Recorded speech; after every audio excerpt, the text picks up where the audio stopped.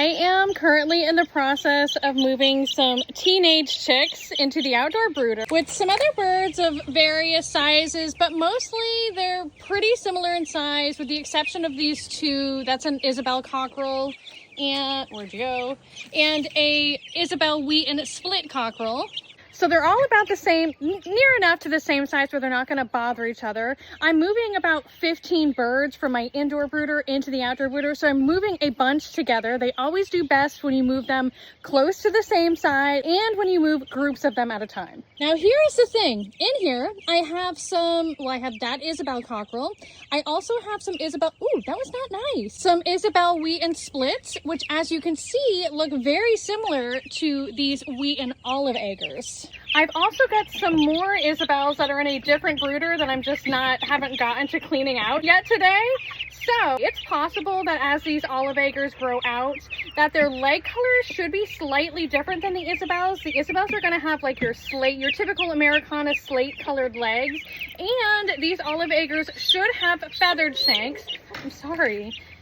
Although the feathering could be very light. So what I am doing in the meantime is I am banding their little legs. See how loose they are on there. They're loose enough to where the chick has room for the legs to grow, but not so loose that they're gonna fall. Well, I mean, they could fall off the foot. There comes the other point, is I'm putting multiple bands on. I'm putting 3 bands on each bird, 2 on one leg and 1 on the other, in preparation for when somehow they maneuver out of some of these bands. So here's what I have in the end. I got this whole little kit right here off of Amazon, and these are what I use to band my teenage chicks. Here you can see the size comparison. These are some of the birds that I just moved in right here, and these are some of the pre-existing birds, so they're pretty close, except for you two. But look, you're already friends.